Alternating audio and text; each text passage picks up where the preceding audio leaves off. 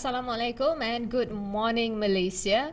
My name is Arfa Yunus and you are watching NST Insight. To quote the movie V for Vendetta, remember, the 5th of November. And coincidentally, it's today. It's November the 5th and it is indeed a day to be remembered. It's the nomination day for the 15th general election, GE15, which means the battle for Putrajaya begins today. Surely there are many questions floating in our heads. Who's going to contest here? Who's going to contest there? So a little context. Political parties have announced their candidates, but not for all seats, which means we are definitely expecting some surprise today. Before we begin our discussion today, a little reminder to everyone out there to head over to www.myundi.com.my for the latest updates and to also voice out your ideas for the future of Malaysia. And if you are posting on social media, don't forget to use hashtag Rakyat Memilih. So, the battle begins today, and to answer all of our questions, here with me today is Dr. Azmi Hassan, Senior Fellow at Nusantara Academy for Strategic Research. Thank you for being here today, Doctor. Thank you for having me, Arfa. Of course. So, the weather out there is a little cloudy and windy, but somehow it feels a little hot. And speaking of hot, Doctor, which are the hot seats to look for today? Maybe we could dissect each seat a little bit, and perhaps you can start from the north or maybe from the south, your home state? Well, the south is my home state, but where I'm the voter there, Pulai, nothing, I would say, interesting. Well, in Parliament Pulai, there will be no Jazlan in Barisan Nasional, and also Datuk Sahrudin Ayub. And also the surprise is from Perikatan Nasional Dipak, unknown politician, but known outside the world of politics. Mm-hmm. So for me, it's not that interesting. Okay. But for personal view, the interesting part is where I reside, which is in Parliament Gombak. There are three giants there. Yes. And all the three giants is to my liking. Luckily, I'm not the voter there. Okay. But I live down there. Dato' Amiruddin, yes. Menteri Besar Selangor, YB Azmin, former Minister for MITI, and also my close friend Dato' Sri Megat Zulkarnain. So it's going to be a battle of three giants. So I'm not sure. I'm sure there'll be another one or two independent candidates in Gombak. But personally, I would say that Gombak should be very interesting. Why is it very interesting? Is that the stakes are very high. Not for Megat Zulkarnain, not for Azmin Ali, but for the Menteri Besar of Selangor. Mm-hmm. Let's say if he lose. Yeah. Let's say if he lose. So his stature as a Menteri Besar of Selangor will be at stake. So when the DON, State Assembly, dissolve, I think Barisan Nasional has a good chance. If Amiruddin lose or if Megat wins, so it's going to take, some difficult situation for Pakatan Harapan in Selangor. Yes. And let's say Tengku Zafrul and also Khairi Jamaluddin. Also in Selangor, succeed. Isham Jalil succeed.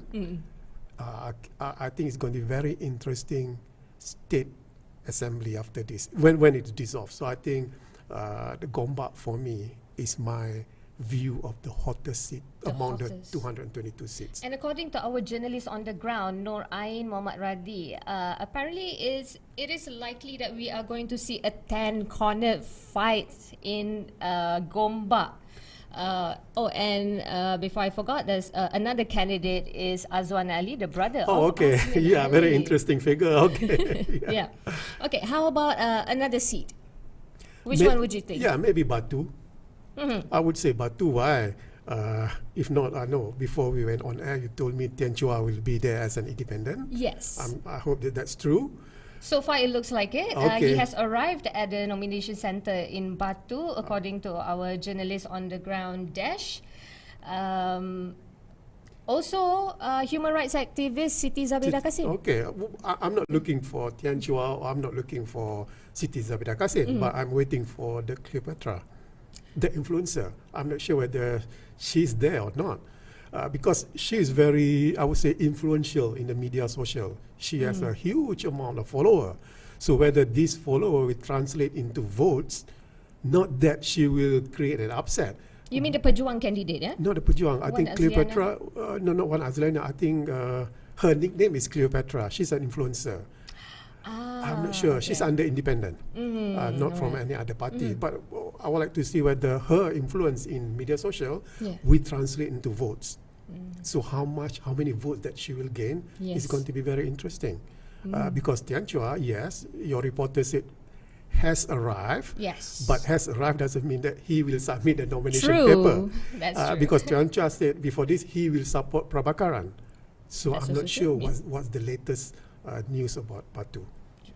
How about Arau? After all the drama going on there. Yeah, no surprise that Syahidan Kasim said he will contest under Perikatan Nasional, and through what happened, I think he has submitted his nomination papers, I presume. Yes. But again, this will be a redemption because Syahidan, I'm not sure how many terms he has been for the RR MP, whether he's been 4 or 5 terms in MP because of his personal aura or because of his party backing him. So this will be the answer, because he said that he can win in Arau no matter which party supports him. So it's yet to see whether he can pull off Tan Sri Syahrir Samad in JB back then. Yes, correct. That's very true. So whether he will do Tan Sri Syahrir Samad, what has been done before Meaning this. JB as an independent candidate. Correct. Yeah, I think we can see after November 19. But will it affect Barisan Nasional though in Perlis? Say again, Arfa. Will Syahidan contesting under the Perikatan Nasional ticket affect Barisan Nasional in Perlis? Not in Perlis as a whole. Maybe in Arau. I would say maybe in Arau. I'm sure Syahidan Kasim will pull a few hundred votes or few thousand votes from Barisan Nasional supporters in Arau, but it won't affect the whole of Perlis. Yes, Perlis is a small, I would say a small state, but again, I think Barisan Nasional, or more specifically UMNO supporters, they are loyal to the party. They are very loyal to the party. Whoever UMNO candidate is, they will vote for the party. For the symbol, the Daching symbol. Yes, it's very true to their heart, I presume. Okay, Doctor, Bagan Dato' is considered safe seat for Datuk Sri Zahid Hamidi, of course, but there's also the candidate from Pakatan Harapan, Datuk Sri Syamsul Iskandar. How do you think this play out? Some say that Khari Jamaluddin go to Sungai Buloh is a tactic from Zahid Hamidi to kill Khari Jamaluddin, but I don't believe that. No, I don't believe that. Why I'm saying that, if Zahid Hamidi want to kill the career of Khari Jamaluddin, just don't nominate him. What has been done, behold to Syahidan Kasim. So same thing to Bagan Dato'. I'm not sure why Samsul from Malacca going to Bagan Dato'. Another state. Yeah, another state. Not only another state, but a state which is a very safe seat for the incumbent, who has been there forever. It's very synonymous. If we say that Permatang Pauh is synonymous to Anwar Ibrahim, Bagan Dato' is also very synonymous to Zahid Hamidi. So is it the strategy of Pakatan Harapan to kill off Samsul? I don't know, maybe. But if that's the strategy of Pakatan Harapan to unseat Zahid Hamidi, I think it's a very, very tall order. If they really want to unseat Zahid Hamidi, send Anwar Ibrahim there. Then it will be a battle of titans. Then it will be a battle. That's interesting. Yeah, that will be a battle of on the same platform. Because when Datuk Seri Anwar went to Tambun, he said that he want to show as an example to other leaders that he's willing to take a risk. But in Tambun, it's no risk at all for Anwar Ibrahim. So do you think it will be an easy win for Datuk Seri Anwar in Tambun? Yes, it will be an easy win. What about Datuk Seri Ahmad Faizal Azumo? Well, yes, I would say that Datuk Ahmad Faizal, I cannot say that he is synonymous to Tambun, no. Maybe he's a liability for Perikatan Nasional. Because before GE15, during GE15, Ahmad Maslan from Barisan Nasional is a joke. But right now, from Ahmad Maslan is going to be, or it's already be, Ahmad Faisal, the joke of the the politics.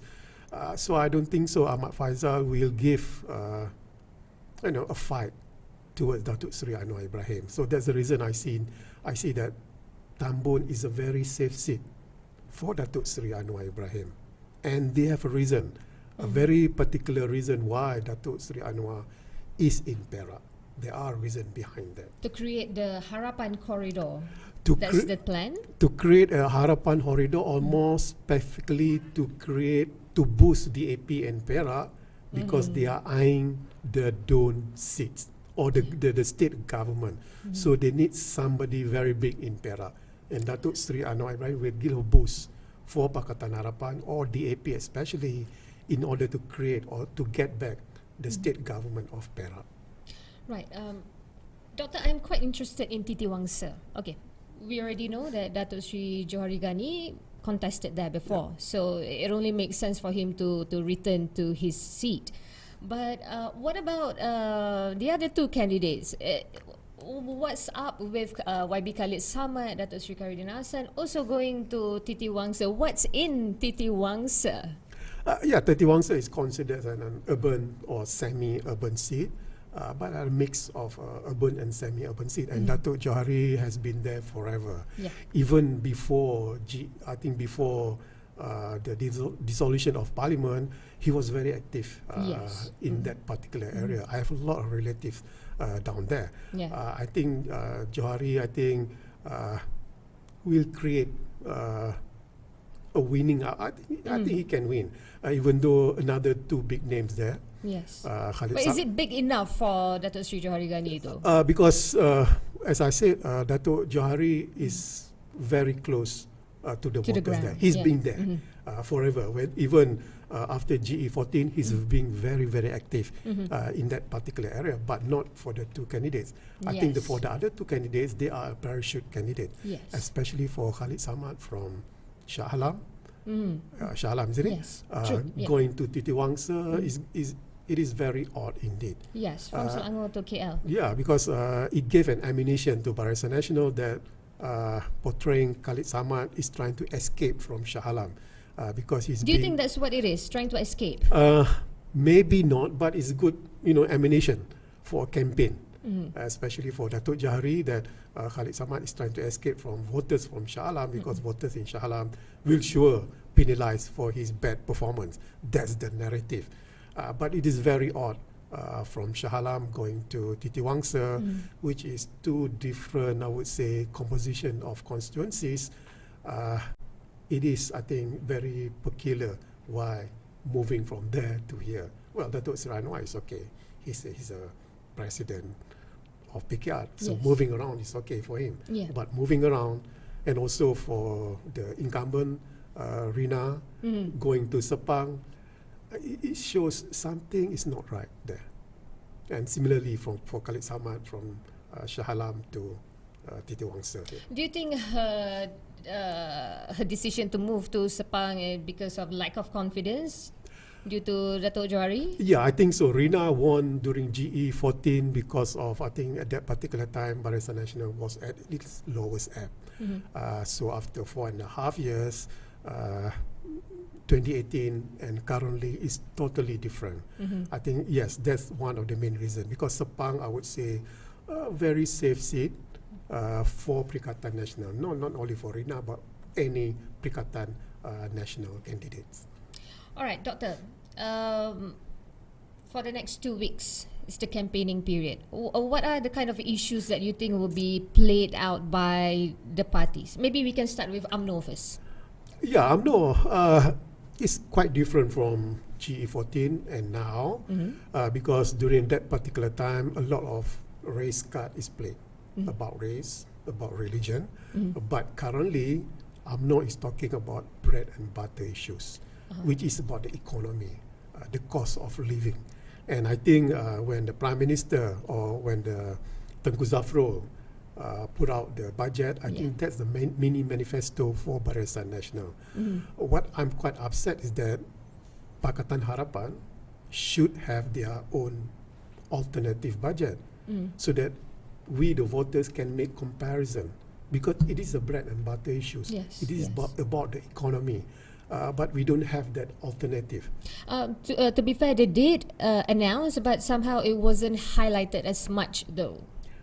There was at least we didn't get the hard copy of the budget, of the shadow budget. Not as I remember for many years they usually will come up with shadow budget and they will make it big, but it wasn't the case this year. Oh, okay. I did not realize that. I thought Datuk Sri Anwar said there won't be any alternative budget, but they will comment on it. They did also. They did comment, but not the full. I'm not sure there is a full-blown budget. Okay, that's aside. Yeah. Take aside. Another thing is that Perikatan Nasional too.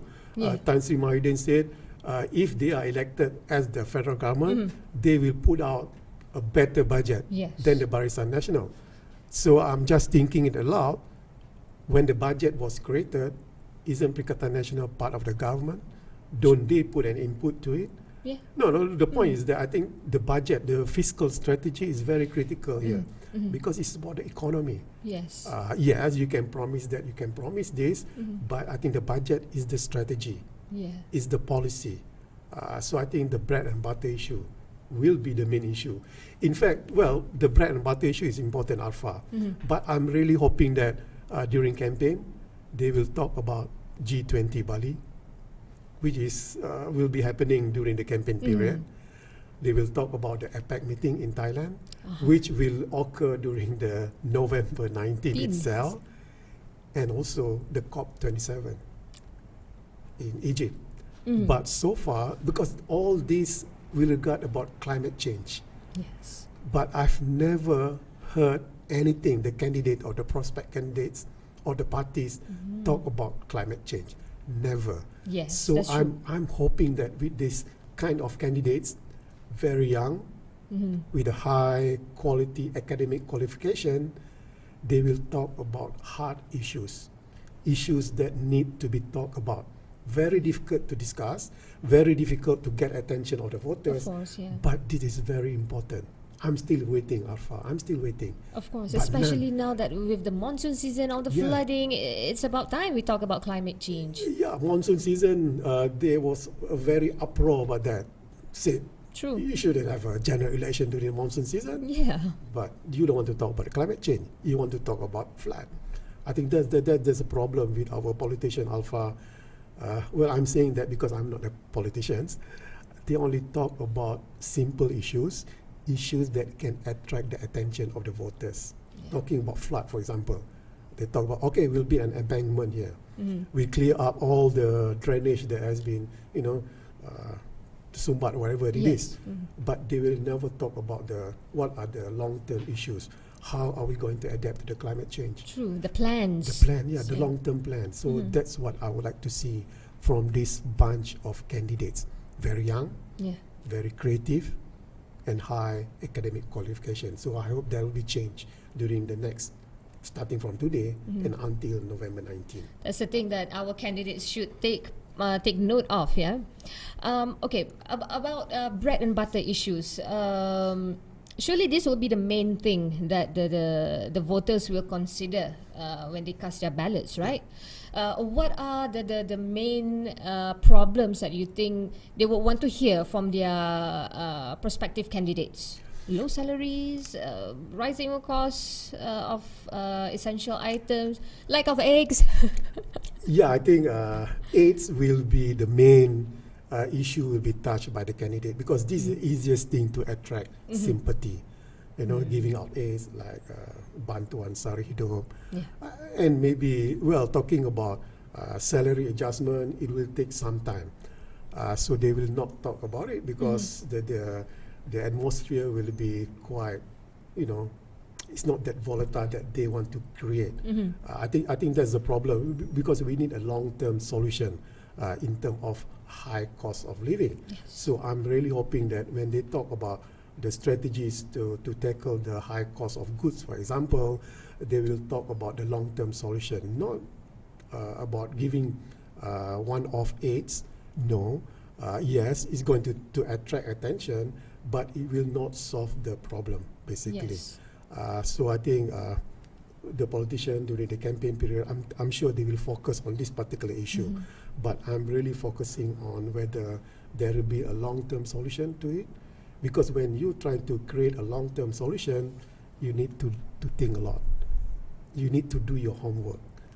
Now the problem with our politicians is they don't want to do the homework. They just talk according to their, that particular situation, their wishes. It sounds very good. It sounds rhetoric. It's only on the surface, huh? It's only on the surface. Nothing much comes about it. Yeah. What about political stability? That's one of the main things that Barisan Nasional is selling. But okay, since a lot of analysts have said that everyone is expecting that not one coalitions could gain enough simple majority for the Dewan Rakyat. So, if let's say the new government that will be formed after this is similar to what we have now, so can we get the political stability that's been promised to us? Yes, it's true. The Barisan Nasional days of forming the federal government is over. It's very true that in Semenanjung alone, there is 165 seats in Semenanjung. From these 165 seats, Arfa, let's say where the 60% of the majority are the Malay voters, around 90 to 100. Maximum is 100. Okay. So the best that Barisan Nasional, I'm focusing on Barisan Nasional because you mentioned Barisan Nasional just now, Arfa. The best they can get is 90 seats. Maybe that's the maximum in Semenanjung. Okay. So I'm trying to contradict Arfa because there will be a coalition government, but a coalition government that are different from the previous coalition government. How so? How so? Because the previous coalition government is a Caca Marba coalition. They just go together just to form the federal government. But what I'm foresee after GE15 is that, let's say Barisan Nasional is the dominant party, still not enough to form the government in Peninsular Malaysia alone. So they need help not from the Peninsular Malaysia party, no. They need the Borneo states. GPS. The obvious one is GPS. And also GRS, huh? And GRS. But some say, hey, GRS is part of Perikatan Nasional. Also, yes, that's true. But Sabah and Sarawak, their political alignment thinking is very similar. They are for their state first. I'm sure if Barisan Nasional is a dominant government and Barisan Nasional need the help of GRS Sabah, which include Perikatan Nasional, I think they will help together with GPS Sarawak. But some say, let's say Pakatan Harapan is the dominant party, let's say. They need GPS Sarawak. No doubt about that. GPS Sarawak is the kingmaker here. That will determine who is the federal government. But GPS Sarawak don't see eye to eye with Pakatan Harapan. No, they will not. Because right now, a lot of Pakatan Harapan candidates are in Sarawak contesting the parliament seat. And even during the state election. So I don't see any way that Pakatan Harapan will work together with GPS. So any coalition without the GPS Sarawak help will be a no-go.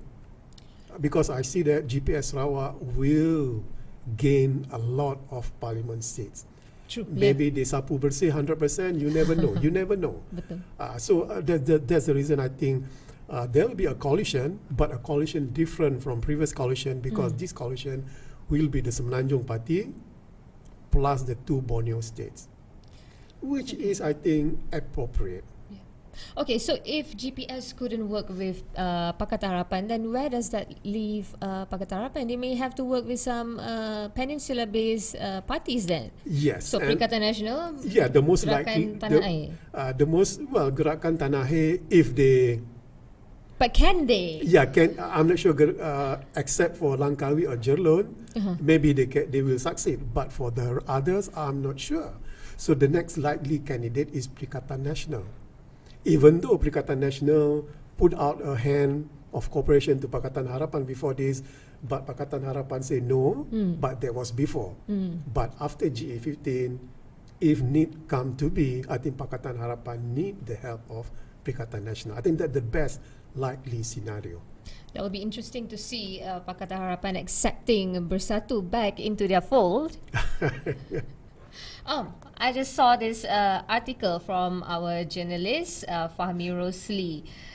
In Tambun, so many people, so many supporters of Datuk Seri Anwar Ibrahim have already arrived since 8:45 a.m. And also same goes for all the other candidates.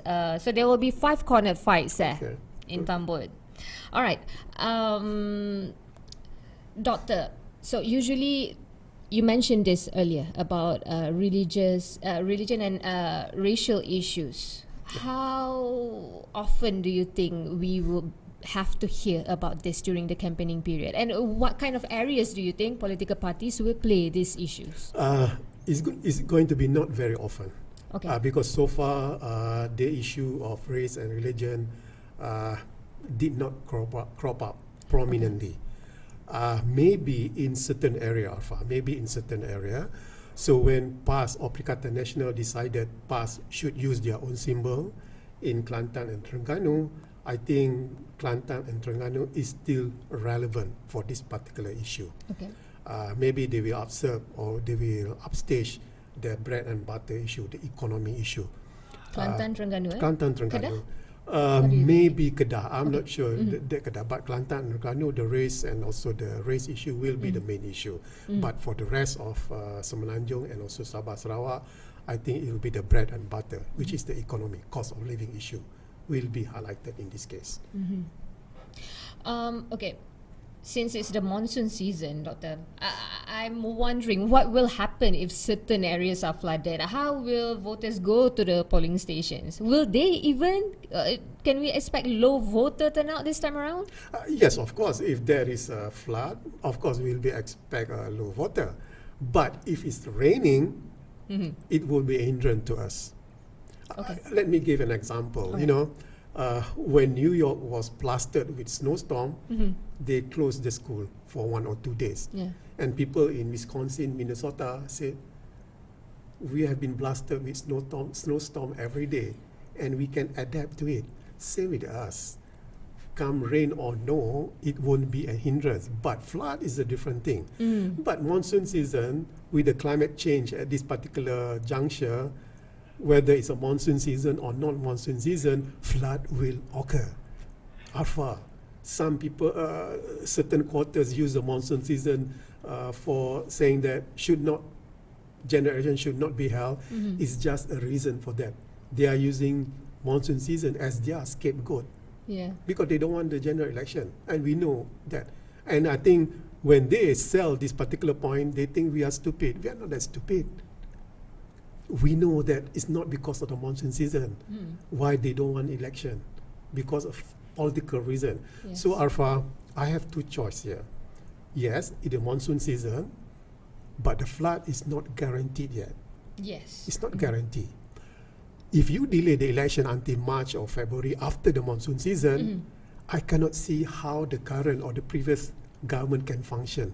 There's no way they can function. I cannot wait for 4, 5, 6 months to see a government that are upside down. Too many infighting, yeah? Too many infighting. And how dare they send a letter to the Yang Pertuan Agong behind the back of their boss, the Prime Minister. You disagree with that? Yes, I disagree with that.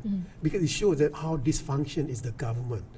So might as well do it right now, settle it one for all, whether it's monsoon or not. Let's hope flood will never occur anywhere in our country, so that we, the voters, can make the decision. I think that's the most critical part of it. Just get it over with. Yeah, just get it over with it. All right. Doctor, how do you think voters will get their information from? Is it depending on the areas? Some places social media, some places still go old school? How? Yeah, I think depending on the group of voters, some of the voters, especially the younger one, will rely on social media. But I think the face-to-face meeting is still very important. And also a very critical part is to show the presence of the party and the candidates. So I think flags, banners, posters are still relevant here, which is very different in certain countries. In US, for example, even during election now, you cannot see banners of posters. Very rare. You can see poster and banner, but they use a lot of advertisements in the media, social media, and also the media, and the main media, the mainstream media.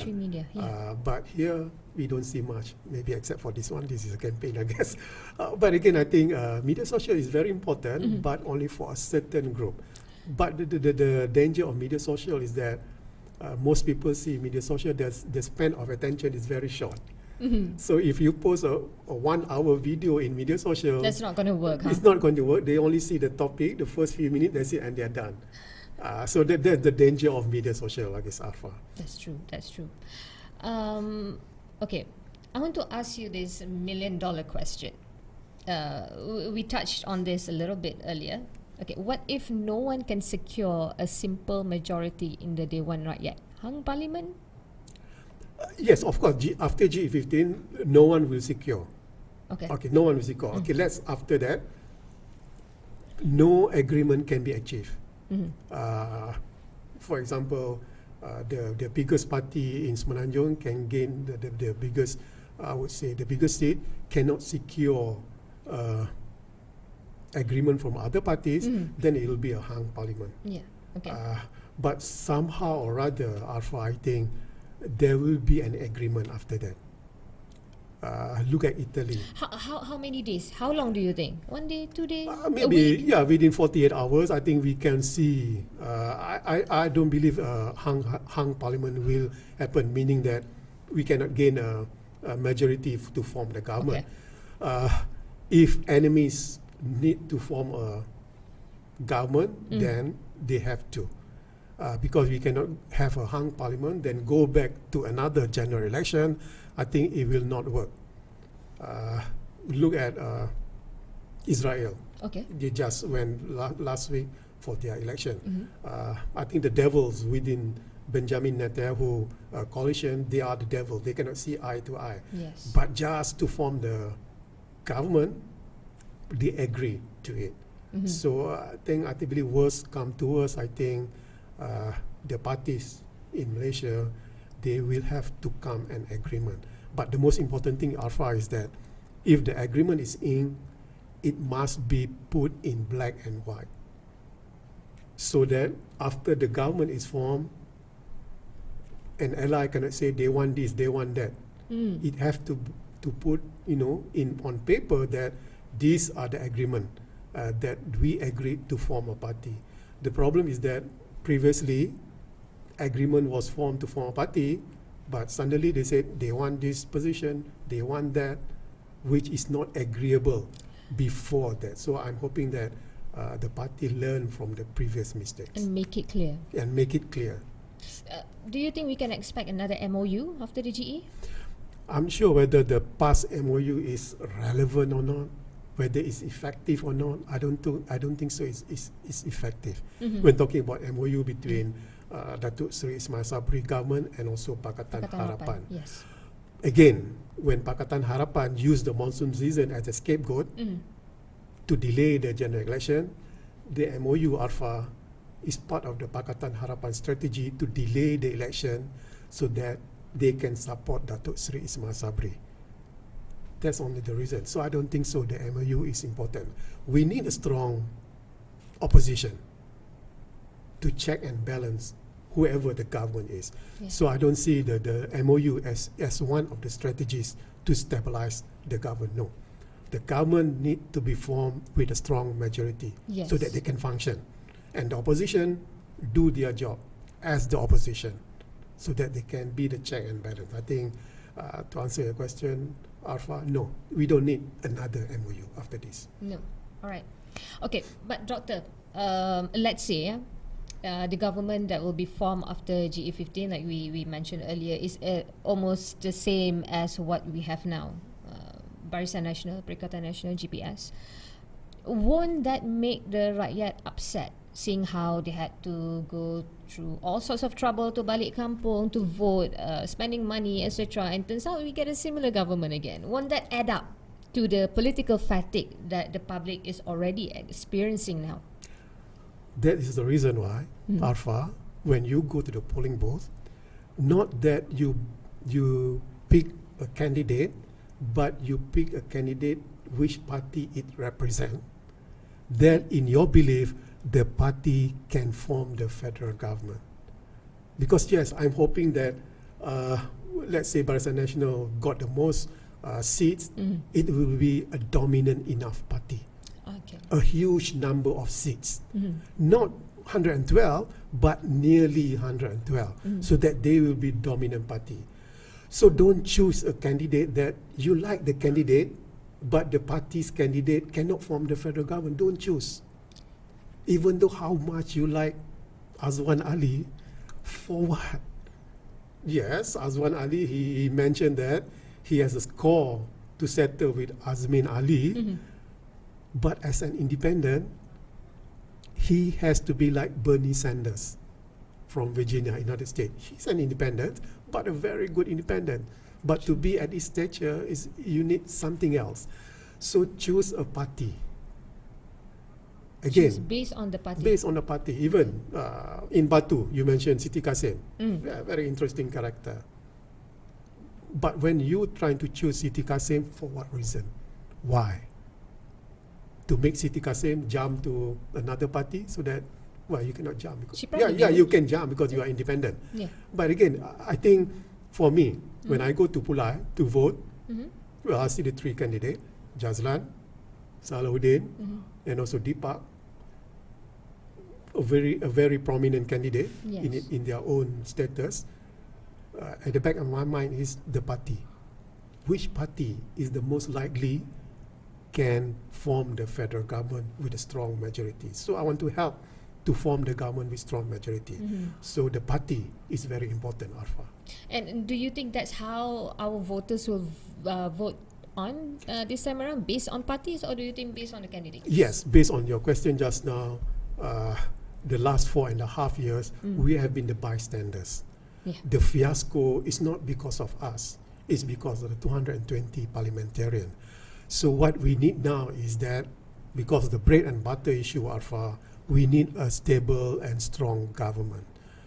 So at the back of their mind, I'm sure when they vote, they are thinking of the next federal government. Usually, we are thinking of who is the prime minister. Yes, we don't vote directly for the prime minister. But again, if we have an incline for a certain prime minister, we are inclination for that particular party. So my advice is that when you vote, vote for the party. No matter how much I like Rara, for example, if I'm a Bentong voter, whether Pakatan Harapan will form a government is something else. But keep aside on your likeness for the individual. On the individual. Okay. Vote for the party. All right. Okay, I'm looking at some of our articles from our reporters on the ground here. Kuala Selangor, Dato Sri Zulkifli Ahmad, the former MP there, and also Tengku Zafrul has also already arrived there. Well, how do you see this seat going to be like, the campaign there? Tengku Zafrul, the finance minister, the caretaker finance minister, is there to compete against the incumbent. Yes, I think Dato Zulkifli, at first he want to skip this particular general election, but because Tengku Zafrul is there, Amanah nominated Dr. Zulkifli. Yes, it will be a very interesting battle because we need to see Kuala Selangor with Tengku Zafrul there. We need to relate to Shah Alam, where Isham Jalil is there. Is it Shah Alam? I'm so confused. Shah Alam, is it? The Khalid Samad is Shah Alam, is it? Yes. Yes, okay. I'm confused now. And also, so many seats. And also we have to relate to Khairi Jamaluddin. Yes. These three big names in Selangor is there because of the strategy to recapture state government of Selangor. I think I say yes, Tengku Zafrul is the former, is the current finance minister of the previous government, but again, he's not well known as a politician. He came about because of his senatorship. Yes. But again, I think he has done a pretty good job as a finance minister. 2 budget. He has already presented. He's done a good job. I think it will be a very interesting contest between Datuk Zulkifli from Amanah and also Tengku Zafrul. But also, if you see Kuala Selangor, you have to relate to Shah Alam and also Sungai Buloh in this case. That's a grand strategy of Barisan Nasional in Selangor. So it's very critical for Barisan Nasional. All these 3 big name candidate, can create, I would say, an upset in each of their constituencies. Right. Doctor, about the Prime Minister candidate for Barisan Nasional, I'm sure you've heard, everyone has heard this about will Datuk Sri Ismail Sabri continue to be the poster boy? Will the poster boy actually become the Prime Minister? Or there's also a rumour that's saying Datuk Sri Zahid Hamidi is eyeing for the Prime Minister post. And there's also an allegation that apparently, supposedly he asked for the MPs to sign and endorse him to be the PM candidate. What do you think about this whole charade? I think the fake letter of endorsing Zahid is fake. Has been denied and has been proven is fake. It's part of the strategy of the opposition, I presume. But again, Arfa, the poster boy will be Datuk Sri Ismail Sabri, no doubt. Right from today until GE15, November 19, no doubt. That's the choice of the Prime Minister for Barisan Nasional. Full stop. There's no doubt about it. But the issue is that the final say will be the Yang Pertuan Agong, similar to Johor. So when the opposition said, they used the mantra, beli lain, dapat lain, in Johor. You understand? You don't understand? Sorry, yes. Yes, you understand? Yes. Okay, sorry. Because I look at you, you're so blank down there. Sorry about that. They use Johor as an example to exemplary that Datuk Sri Ismail Sabri is not the Prime Minister. But what happened in Johor is, we know what happened in Johor. Yes. The poster boy didn't become the Menteri Besar. Not because of Barisan Nasional, but because of the palace. The palace. It's time now, Same thing during the Prime Minister, the election or the picking of Prime Minister is up to the Yang Pertuan Agong. Baginda has the final say. And usually, the winning, the party that formed the federal government won't submit only one name. At least there'll be 2 or 3 names. Yes. So wouldn't it be normal Datuk Sri Ismail Sabri will be there, of course, because that's choice, and also the president, and also the deputy president, the current one of UMNO, because UMNO will be the dominant party compared to the other allies. And maybe you never know, if Barisan Nasional work with GPS, there'll be a name from GPS candidate. You never know about that. True. But the problem is that, the issue is that the final choice will be made by the Yang Pertuan Agong. The king. Yeah, the king. All right. Okay, Doctor. As a political analyst and also as a voter, before that, you will be voting at where again? The Pulai. Parliament? Pulai. Yes. Not Gombak, okay? Okay, not Gombak. You just stay there. Yeah, all right. okay. So as a voter, what are your hopes for GE15? What are the things that you want to see resolved immediately? Well, first, I want a stable government. A government at least have one dominant party in Semenanjung. Either it will be Perikatan Nasional or Pakatan Harapan or Barisan Nasional. It does not matter to me, but a very dominant party. The first thing I want to see is, they talk about long-term issues, long-term policies. We need short-term, you said, for example, giving aids, bantuan keuangan. Yes, you need that, but it's only the short term. Yes. And also I want a capable cabinet, because the last previous cabinet, some of the ministers are not suitable, or may I say, is not fit to be there. So I want the Prime Minister after this, he can choose the best possible cabinet members. Give a free hand to the Prime Minister, because for the next few months, come 2023, the issues that we're going to face is going to be a very, very difficult issues. Not only the cabinet members understand what's happening in the country, the most important thing is that the cabinet understand what's happening out there globally. That is my wish after November 19.